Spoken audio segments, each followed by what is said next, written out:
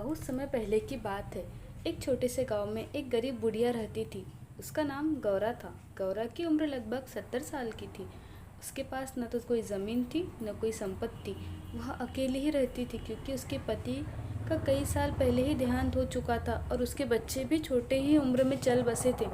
गौरा के पास जो कुछ भी था वह उसकी छोटी सी झोपड़ी और एक बकरी थी जिसे वह अपने बच्चे की तरह पालती थी। गौरा बहुत सीधी सादी और ईमानदार औरत थी। वह पूरे दिन में लोगों के घरों में छोटे मोटे काम करके अपना पेट भरती थी और अपनी बकरी के लिए चारा जुटाती थी। वह अक्सर सोचती थी कि भगवान ने उसे इतना कठिन जीवन क्यों दिया, लेकिन वह कभी भी शिकायत नहीं करती थी। उसकी नज़र में हर स्थिति में भगवान की मर्जी होती है और उसे स्वीकार करना चाहिए। गौरा का जीवन कठिन ज़रूर था, लेकिन वह हमेशा खुश रहती थी। गांव के लोग उसकी सादगी और ईमानदारी के कायल थे। जो लोग उसे जानते थे वे उसकी मदद करने की कोशिश करते थे, लेकिन गौरा अपनी मेहनत से जीना चाहती थी। वह किसी के आगे हाथ फैलाने से डरती थी और हमेशा खुददारी के साथ ही अपना जीवन बिताती थी। एक दिन गांव में एक भयानक सूखा पड़ गया। कई महीनों से बारिश नहीं हुई और खेत सूखने लगे थे। फसलें बर्बाद हो गई और लोग भूख से तड़पने लगे। गांव के लोगों ने अपनी बची कुची संपत्ति बेचनी शुरू कर दी ताकि वे कुछ अनाज खरीद सके, लेकिन गौरा के पास तो बेचने के लिए कुछ नहीं था। उसकी बकरी भी कमज़ोर हो गई थी क्योंकि उसे खाने के लिए कुछ नहीं मिल रहा था। गौरा ने अपने जीवन में ऐसा कठिन समय कभी भी नहीं देखा था।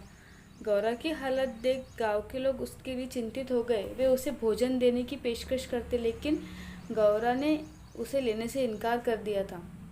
उसने कहा, मैं अपने हिस्से की मेहनत करूंगी और जो भी मिलेगा उसी से ही गुजारा करूंगी। भगवान ने मुझे अब तक भूखा नहीं मारा और मुझे भरोसा है कि आगे भी नहीं मारेगा। गौरा ने हार नहीं मानी। वह रोज़ सुबह उठकर जंगल की ओर जाती और लकड़ियाँ इकट्ठा करती। वह इन लकड़ियों को गांव के बाजार में बेचती और जो कुछ भी थोड़ा बहुत पैसा मिलता उससे अपनी और अपनी बकरी की भूख मिटाती। इस कठिन समय में भी गौरा ने अपनी ईमानदारी और मेहनत को नहीं छोड़ा था। उसकी बकरी भी उसका एकमात्र साथी थी और वह उसे कभी भूखा नहीं रखना चाहती थी। एक दिन जब गौरा जंगल में लकड़ियाँ इकट्ठा कर रही थी, तब उसे एक अजीब सी चीज़ दिखाई दी।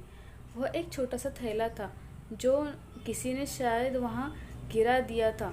गौरा ने थैला उठाया और देखा कि उसमें सोने के कुछ सिक्के थे।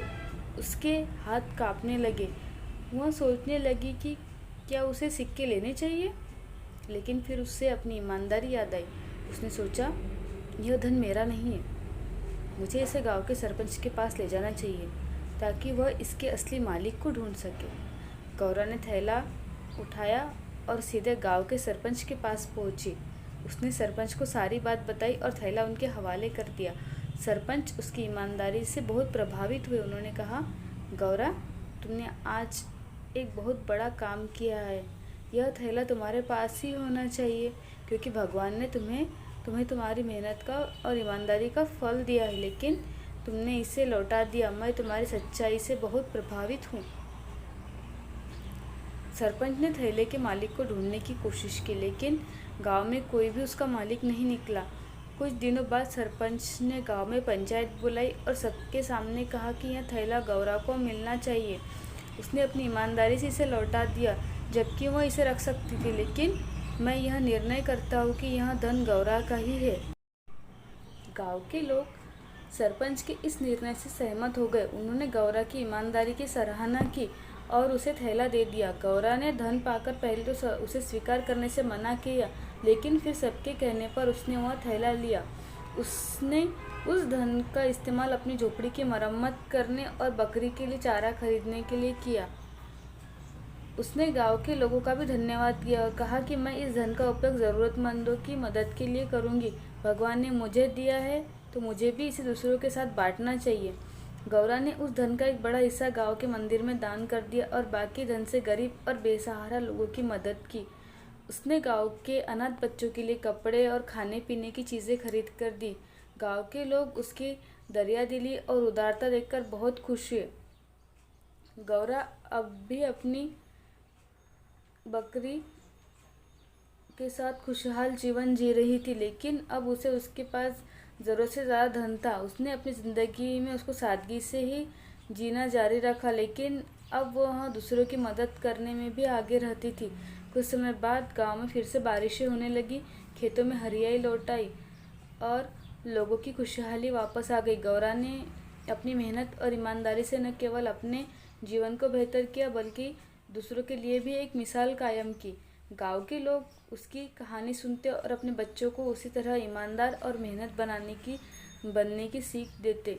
एक दिन गांव में एक संत महात्मा आए। वे पूरे इलाके में अपनी सच्चाई और ध्यान के लिए प्रसिद्ध थे।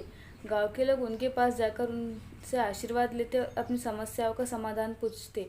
गौरा ने भी सोचा कि वह संत महात्मा से मिलने जाए और उनका आशीर्वाद ले। वह अपनी बकरी के साथ संत महात्मा के पास पहुंची।